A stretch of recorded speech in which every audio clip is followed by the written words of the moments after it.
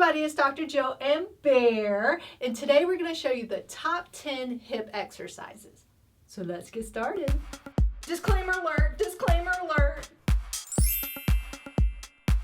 So a lot of you ask me, how many should I do of each? Well, it really depends on if you have a specific injury or if you're just doing strengthening in general. I usually recommend just starting off with 10 of each and see how you feel, but if you have a specific injury, make sure and ask your doctor or physical therapist. Number 1, pelvic tilts. Pelvic tilts are my favorite for a lot of different things, low back pain, hip pain, all those kind of things, but it's a great way to start strengthening those hip muscles. For a supine pelvic tilt, lie down on the ground with your legs propped up, feet flat on the ground, and imagine that you're trying to squish your hand if it was underneath you. So push down, rotate the hips, and come back up.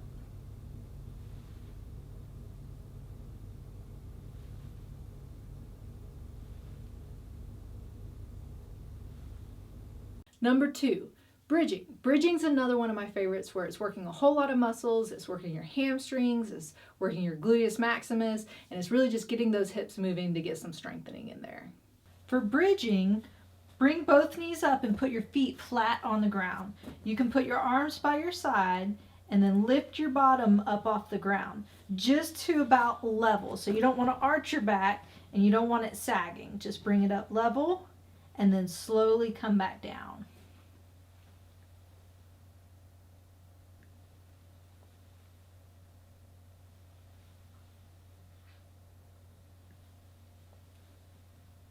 Number 3, clamshells. Clamshells are really good for your gluteus medius and the TFL and IT band all the way down. Make sure you're doing them correctly, because if you're not doing them correctly, you're not quite getting that strengthening that you need. For the clamshell and side lying, lie on your side with the side you want to exercise up on top. Make sure your hips are perpendicular to the ground, so you don't want to roll back, but stay up top. Then with your knees bent, bring that leg up, just like you're opening up like a clamshell.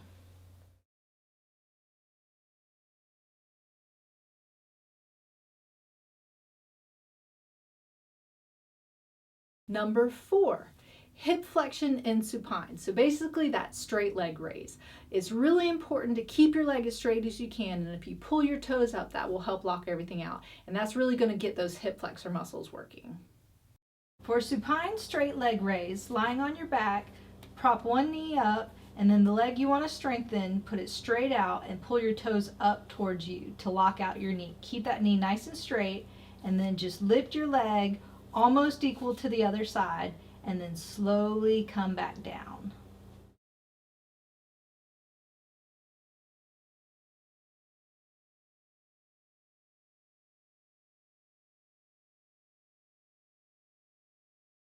Number 5, sidelying hip abduction.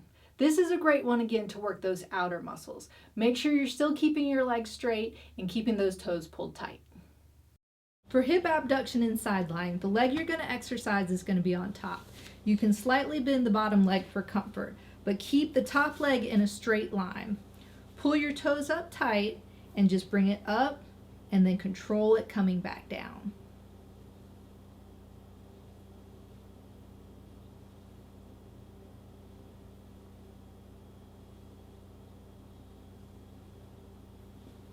Number 6, sidelying hip adduction. So now you're working those inner thigh muscles. Again, make sure your leg is straight while you're working these. You don't have to do a big motion with them, but just use correct technique. For hip adduction and sidelying, the leg you're going to work is going to be on the bottom. Take the top leg, you can either put it in the back or in the front, whichever way is more comfortable. Pull up your toes on the bottom to lock out your knee, and then just bring your leg up, trying to keep it in a straight line with your body.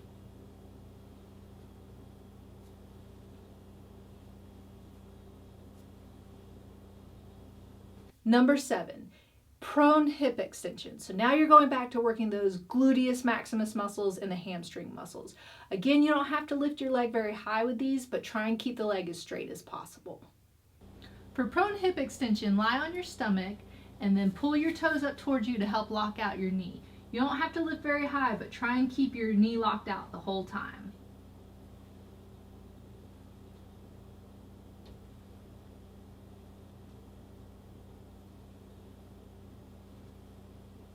Number 8, seated hip flexion.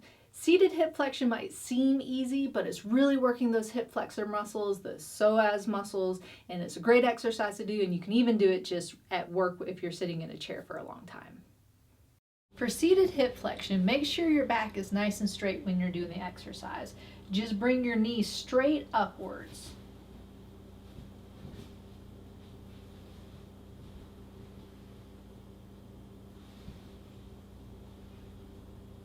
Number 9, squats at a chair. So squats at a chair, they're going to be a little bit tougher, but again, I like these because you can do them at work, or if you're sitting for a long time, they're pretty easy to do. Just make sure you're using a controlled movement. You're not plopping down and just popping back up, that you're really slowly working those muscles to make sure that they're activating.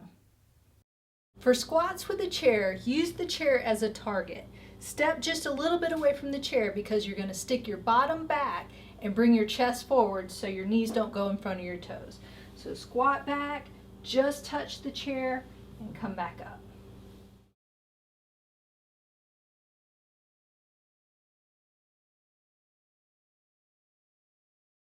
Number 10, lunges. These again, getting a little bit harder, but they're very effective. They work your quads, your hamstrings, your glute. It's just a really good workout overall.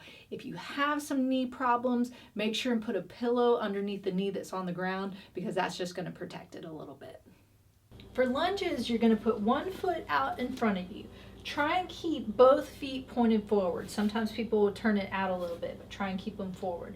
You want your upper body to stay nice and straight, not leaning forward, and just go straight down, keeping the knee behind your toes, and then coming back up.